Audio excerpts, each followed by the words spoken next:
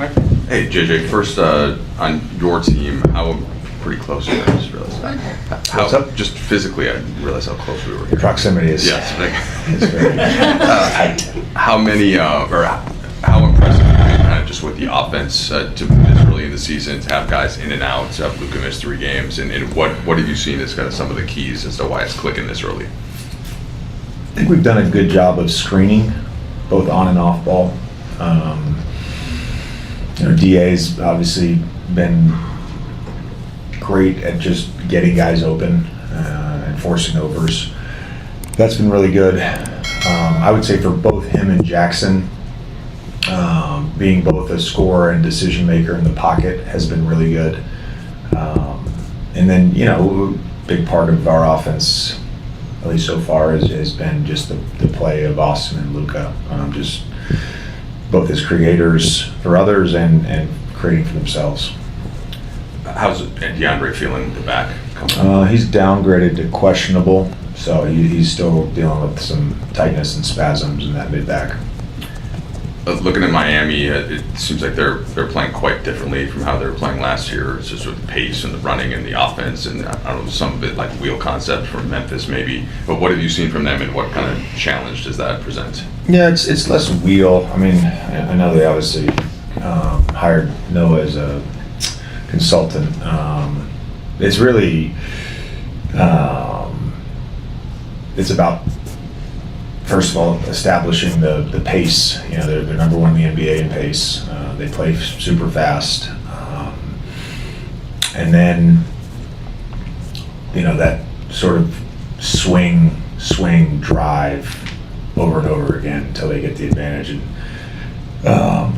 you still can't allow the ball to go middle, but Memphis last year felt really reliant on the middle drive. This team doesn't. They do a great job of just attacking, and that low man, whoever just cut, sits there and he kind of just reads where he's supposed to go. So I think there's really 2 things that we have to do well besides guard our guy. I mean, obviously we got to start with sprinting back, but there's 2 things we have to do well. The guy that's 2 passes away, he's got to be ready to be in that shift once that first cut happens, and then whoever ends up guarding that cutter, he's got to have great low man awareness.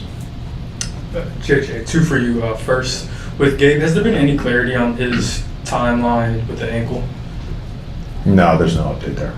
And then saw that a dude got recalled South Bay. What was he able to do? Was he able to practice, play 5-on-5 with them? I know he's out for tonight, but what are things looking like for him moving forward? Do we know? He's out for the night. Oh, he's out for the night. Yeah. Yeah, just in terms of what he's able to do. What he was able to do. He's doing live reps. Yeah.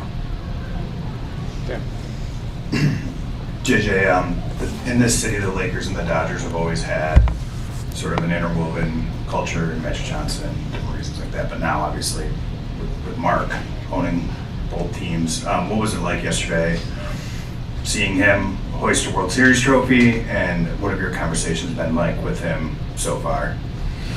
Yeah, we spoke the other day. Just sent him a note, the official congrats, and I think he has a real desire to learn about this. He's obviously a very intelligent man, but it's 2 different sports, and how you build teams are different. I've said this for probably the last 10, 15 years. I played baseball growing up. It was my first love, and baseball is an individual sport, masquerading as a team sport. It's a different thing. Daryl Morey said it best on a podcast a couple of years ago. So the NBA now is the equivalent of the Giants when Barry Bonds was in his prime, basically getting to bat every single time, and not only that, getting to pick the pitcher who pitches to him every single time. That's what the NBA is. Baseball is different. You got to wait your turn, and the impact of star players, a guy like Luka, a guy like LeBron, a guy like AR, it's just different than any other sport. JJ, you mentioned it already with how fast Mike's going, but how jarring is that to see them play as fast as they are now, the same coach, a lot of the same players, versus how they played pretty much every year the previous few years. You know, they were one of the slowest teams in the league up to last year.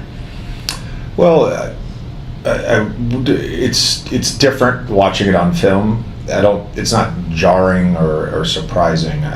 First of all, Spo is one of the greatest coaches in NBA history, and he's always been willing to adapt and learn and tweak and change. And I think it's a credit to him, but it's also a credit to their players. You know, to be able to, I think, give up sort of the comfort zone of pick and roll and sets and all that. And it's, I've been asked about this a number of times throughout the preseason and early in this year. I think there's a lot of value in concept basketball, and I like it. I don't think it's the right fit for our team. And so every team has to figure out the best way for you to play. And I think for this team, it's great, and the early results have been really good.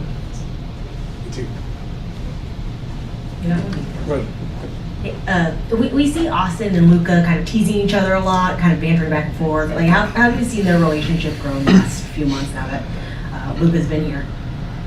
I think it's in a really healthy place. I think what they realized early in the preseason, I don't know if it was the first road trip or that second one we went on, but they both realized that they both enjoy talking trash a lot. And their personalities in that regard are very similar, and so they can sort of create a little bit of chemistry with each other just by being their natural selves. Coach, over here. Thank you. Big cardigan guy. Go ahead. Austin has been a good player in his career, but what he's done at the beginning of this year obviously is eye-catching. What if you could talk about his involvement and what you've learned about him early in this season? Yeah, I mean, he played at an all-star level for the second half of last year, so I'm not surprised. And based on how he looked in September and in preseason, he was averaging 20 a game in 22 minutes in preseason. Like he's quicker, he's stronger. He's, I think, just he's an all-star level player in the NBA. So I'm not surprised. When you have guys like that, you're going to have some 40-point and 50-point games. You're going to have some eye-popping stats just because he's that good. One more tangentially related World Series question for you. Yoshinobu Yamamoto, who was the MVP, he had a quote earlier in the series, and he said losing isn't an option. I'm wondering, like, that kind of heart of a champion stuff, like, where do you think it comes from? Is it quantifiable? And how do you know when someone has it? I don't know that it's quantifiable. And I don't know that it can be like a learned trait late in your life. And by late in your life, I mean by the time you get to professional sports, you've kind of, through life experience, youth sports, youth coaching, your parenting, your environment you grow up in, like there's all these factors that go into building the psyche of an athlete. And it's, to me at least, with teammates I played with, I've always been able to sort of identify it. I think most coaches can identify it. And it just, became a Dodgers fan when I played for the Clippers, although I was going to tell you, when you asked the question, I remember going to games as a Clipper, and a couple times they were like, hey, can we put you up on the Jumbotron? I was like, hell no. I'm going to get booed. I'm on the Clippers, right? Dodgers fans like the Lakers. Like they're intertwined, like you said. Little Chris got booed. Yeah, I know. I remember. I heard stories. Chris was like, don't ever go on the Jumbotron at the Dodgers game. But it is, I watched the game last night with my family and some friends, and it's just awesome. The reaction when Miggy hit the home run and Dave Roberts is just in disbelief. And, I've spent a little bit of time with Dave, and when you got certain guys on your team that have that heart of a champion, and the group can sort of eventually self-identify that way, you can do some special things. I've witnessed it in the NBA with the Warriors and their core group of guys. Like they have it. They have it. Coach, how satisfied are you with the team's pace so far? Yeah, we could be better with our throw-aheads. I know we're at the top of the league in half-court offense, so and that's with a bunch of guys being out. I think it's the transition part of it. I think will be better when LeBron is back. He's one of the most dynamic transition players we've had in our league, so it can be better. Last one, JJ, you mentioned you played baseball when you were little. So Austin talked about it one time. The Arkansas State champ. They won some regional tournaments. What was your level playing? What positions did you play? How much did you enjoy it? And when did you kind of shift more attention to basketball?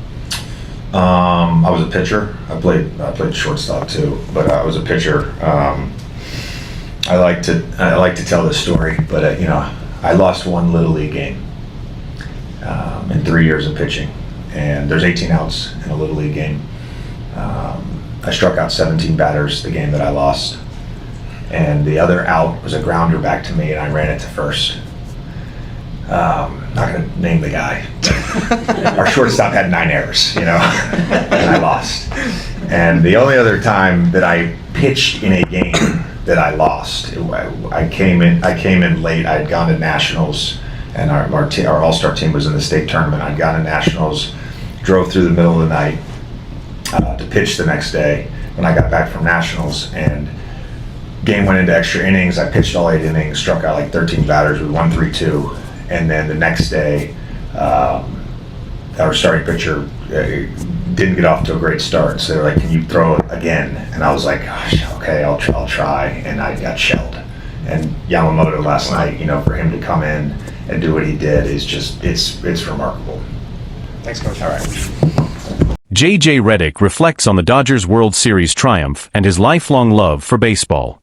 Los Angeles Lakers head coach J.J. Redick knows exactly what it means to feel the weight of championship expectations. In just his second season at the helm, he understands that success in L.A. isn't optional, it's demanded. Los Angeles has always been a city of champions, and once again, its fans have reason to celebrate. The Los Angeles Dodgers captured the 2025 World Series, defeating the Toronto Blue Jays in a dramatic 7-game showdown to become the first MLB team in 25 years to win back-to-back titles. Several Lakers stars, including LeBron James, Luka Doncic, and Pau Gasol, congratulated the Dodgers after what many are calling one of the most thrilling World Series in history. Among the faces of the Lakers organization celebrating was majority owner Mark Walter, who had just returned from the team's victory in Canada before attending the Lakers matchup against the Miami Heat. Redick revealed that he sent Walter a congratulatory message, and used the opportunity to share his own deep appreciation for baseball, a sport he fell in love with as a kid. "We talked the other day. I sent him an official congratulations," Redick said. "He's genuinely eager to learn. He's obviously a brilliant guy, but basketball and baseball are built so differently. I've been saying this for 10 or 15 years now. I played baseball when I was younger, it was my passion. Baseball's really an individual sport disguised as a team game, it's completely different." Redick went on to explain that while the NBA revolves around the influence of its superstars, baseball demands patience and timing. Daryl Morey once summed it up perfectly. "The NBA today is like Barry Bonds' Giants, where the star basically gets to hit every time and pick his pitcher," he joked. "In baseball, you wait your turn. The impact a superstar like Luka, LeBron, or even AR has, that kind of dominance just doesn't exist in any other sport." From Clippers days to Dodgers devotion, Redick's bond with the Dodgers runs deep. He became a fan during his playing days with the LA Clippers, though at the time, he avoided too much public attention at Dodger Stadium. "When I was with the Clippers, I'd go to games sometimes and they'd ask, 'Hey, can we put you up on the Jumbotron?' And I'd be like, 'Absolutely not, I'll get booed,'" he laughed. Dodgers fans are just like Lakers fans. The two are intertwined. When Game 7 of the World Series rolled around, Redick watched it at home with family and friends. "It was unbelievable," he said. "When Miggy hit that home run and Dave Roberts just stood there in disbelief. Man, that was a moment.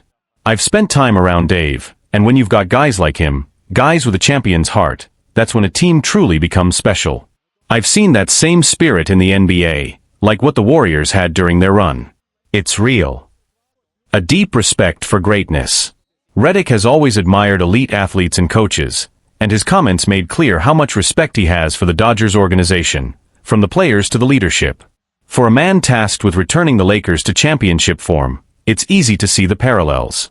The Dodgers' resilience and unity serve as a model for what Redick hopes to build in his own locker room. "That's what you want as a coach," he said.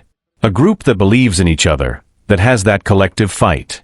You can feel it when it's there." J.J. Redick's baseball roots. Like many athletes, Redick grew up playing multiple sports, and baseball was his first love. His competitive spirit took root early, and he still recalls his days on the mound with vivid detail. "I was a pitcher," Redick said. "I also played shortstop, but pitching was my thing. I love telling this story. In 3 years of Little League, I only lost one game as a pitcher. A Little League game has 18 outs, and in the one I lost, I struck out 17 batters. The other out was a ground ball hit back to me, and I ran it to first myself. But our shortstop made 9 errors that day, and we lost." He laughed before sharing another story, one that shows just how competitive he was even back then. "The only other time I lost a game pitching was after coming back late from a national tournament. I drove through the night, showed up the next morning, pitched 8 innings, struck out 13, and we won 3-2. The next day they asked if I could pitch again, and I said, sure, why not? And I got shelled. Totally lit up. What Yamamoto did last night was on a whole different level, just incredible." Though Redick could have pursued a career in baseball, fate, and his jump shot, took him down another path. Still, that early passion for the game clearly never left him. "I probably made the right choice sticking with basketball," he admitted, smiling. "But baseball will always be special to me." A shared city, a shared standard. As Redick reflects on the Dodgers' triumph, there's an undeniable sense of admiration and motivation. He knows the city expects greatness, no matter the sport. The Dodgers have set the standard, and now it's up to him and the Lakers to rise to it. "That's what LA is about," Redick said. "Championships. Pressure. Legacy. It's what drives you, and what keeps you honest. Carrying the standard of champions. In Los Angeles, the bar has always been high. Whether it's the Dodgers on the diamond or the Lakers on the hardwood, the expectation remains the same. Winning is the only acceptable outcome. J.J. Redick is well aware of that pressure. For him, watching the Dodgers' remarkable postseason run wasn't just about enjoying the spectacle of sport.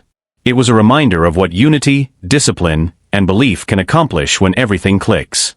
The Dodgers' back-to-back titles, a feat not seen in Major League Baseball for a quarter of a century, represented more than another trophy for the city. To Redick, it was a blueprint. "You could see how connected that team was," he said. "Every pitch, every at-bat, they were in it together. That kind of trust doesn't just happen. It's built over time. That's what we're trying to build here, too." Learning from the Dodgers model. Redick has spent time studying how successful teams in other sports construct their chemistry. During the Dodgers' playoff push, he reportedly exchanged messages with staff members in their organization, curious about how they maintained composure during high-pressure moments. He mentioned that one of his main takeaways was the consistency of leadership from both the players and the coaching staff, something he aims to replicate in his own locker room. "You look at someone like Dave Roberts," Redick said. "He doesn't panic. Even when things get tough, there's this calm belief that runs through that team. That's the kind of culture I want for our group, one that's resilient, but also patient enough to trust the process." Inside the Lakers facility, several players echoed similar sentiments. Team veterans noted that Redick has been referencing examples from the Dodgers' championship run during recent practices, emphasizing accountability, communication, and collective poise. The city's shared momentum. The timing of the Dodgers' success couldn't have been better for the Lakers. As Redick continues shaping his young roster around a mix of emerging talent and established stars, Los Angeles has been buzzing with championship energy. LeBron James, now in the twilight of his career, has spoken publicly about wanting to finish his run in LA with another title, describing the city's competitive atmosphere as addictive. Luka Doncic, who joined the Lakers in the blockbuster trade that defined last offseason, has also commented that seeing the Dodgers win makes you want to be next. This cross-sport inspiration has become part of Los Angeles's identity. The city thrives on momentum. When one team raises a banner, it lights a fire under every other franchise in town. That's the beauty of this city, Redick said. We all feed off each other. When the Dodgers win, it's not just about baseball, it's about Los Angeles. It's about that shared hunger to be the best. Redick's vision moving forward. Now entering his second year as Lakers head coach, Redick's focus has shifted toward building sustainable success, something he believes can't be achieved by talent alone. He's introduced new systems emphasizing off-ball movement, spacing, and defensive accountability, but perhaps more importantly, he's worked to strengthen the team's internal relationships. Those close to the organization say Redick has encouraged players to spend more time together off the court, mirroring the Dodgers' culture of unity. Dinners, film sessions, and informal gatherings have become part of the weekly rhythm, all small steps toward the trust he believes separates contenders from champions. Talent gives you a chance, Redick explained. But chemistry wins you the games that matter. You can't fake that. As the season unfolds, the parallels between the Lakers and Dodgers will continue to draw attention. Both teams share ownership ties, fan bases, and an expectation to win at the highest level. But for Redick, it's not about comparison, it's about inspiration. They've shown us what's possible, he said. Now it's our turn. The broader repercussions. Redick's perspective has already begun to ripple beyond his own locker room. Analysts across the league have taken note of his appreciation for baseball's slower, more methodical nature, contrasting it with the NBA's star-driven urgency. Some believe this mindset could redefine his approach to player development, fostering patience and growth rather than instant results. Meanwhile, in Los Angeles, fans are rallying around the idea of another championship season, not just for one sport, but for the city as a whole. The Dodgers have reignited that spark, and the Lakers, under Redick's watch, are next in line to carry it forward. If the Dodgers' victory was proof that perseverance pays off, Redick hopes his Lakers will be the next testament to that truth. Every city has pride, he said. But Los Angeles? We have legacy. And that's what we're chasing.